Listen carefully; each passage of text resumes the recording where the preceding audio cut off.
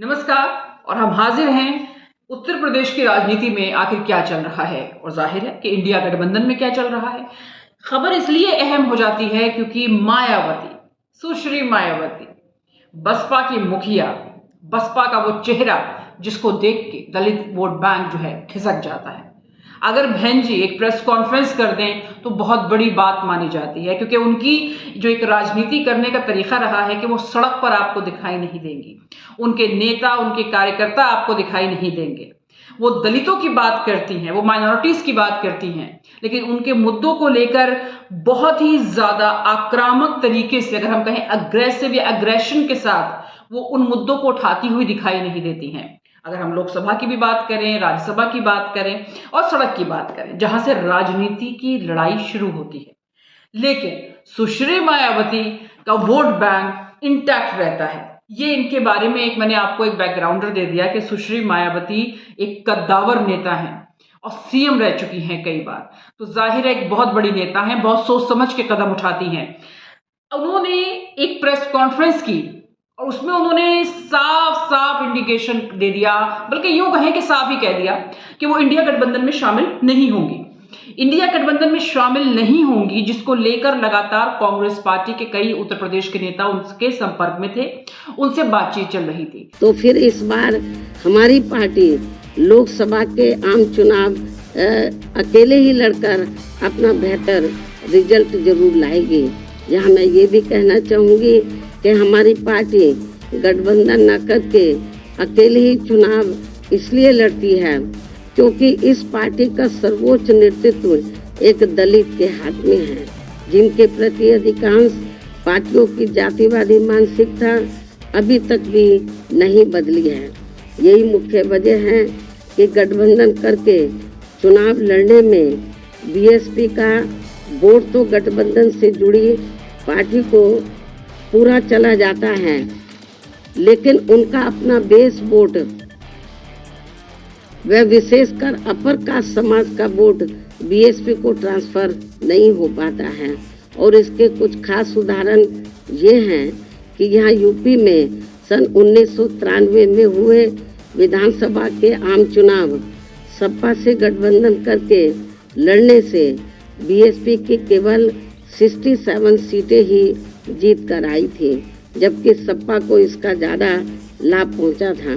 उसके बाद सन 1996 में बीएसपी ने यूपी में हुए विधानसभा का आम चुनाव कांग्रेस पार्टी से गठबंधन करके लड़ा था, जिसमें पार्टी की केवल 67 सीटें ही जीत कर आई थी। और इस चुनाव में भी कांग्रेस पार्टी को ही ज़्यादा फायदा हुआ था। अखिलेश यादव भी ट्वीट पे ट्वीट कर रहे थे कि बड़ा दिल रखेंगे सीट शेयरिंग को लेकर।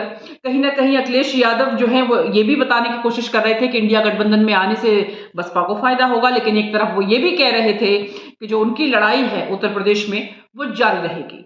समाजवादियों की कोशिश रही कि सभी दलों को जोड़ने का प्रयास हो, और इधर अखबारों और टीवी के माध्यम से तरह तरह के रूमर भी उड़े।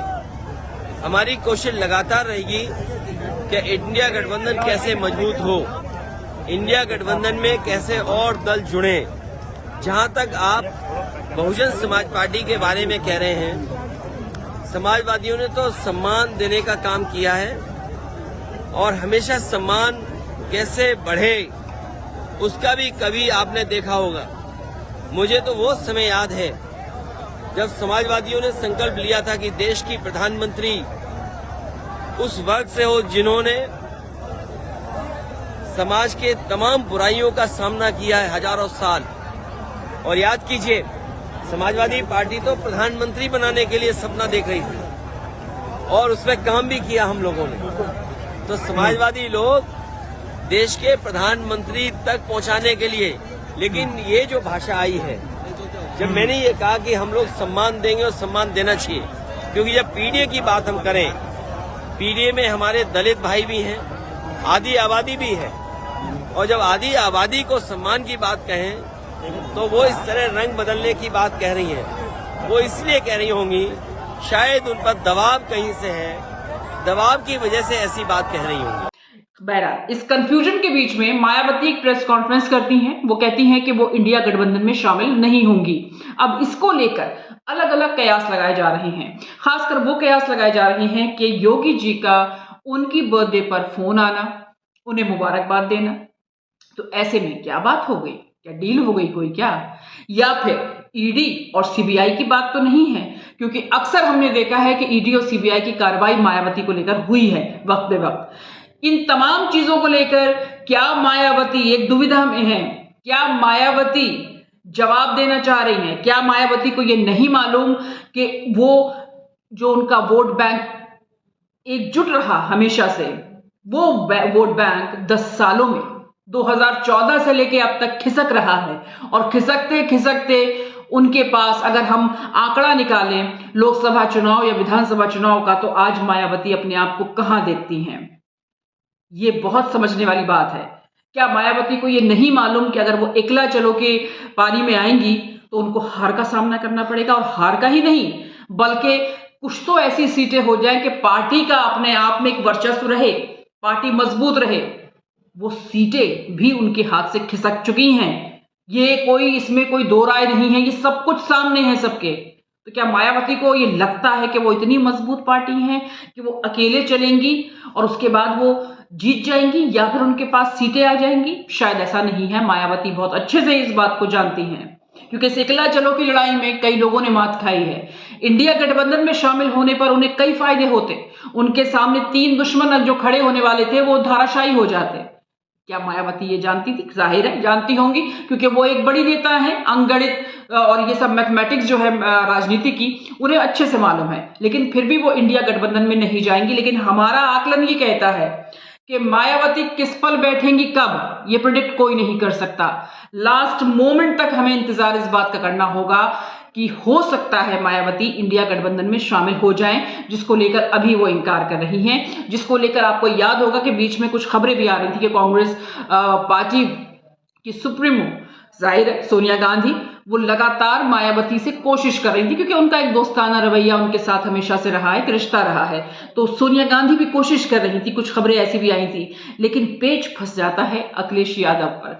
जी हाँ, क्योंकि उत्तर प्रदेश में जब देखते हैं हम, राजनीति बिल्कुल डिफरेंट हो जाती है, क्योंकि अखिलेश और मायावती बिल्कुल आमने सामने हैं।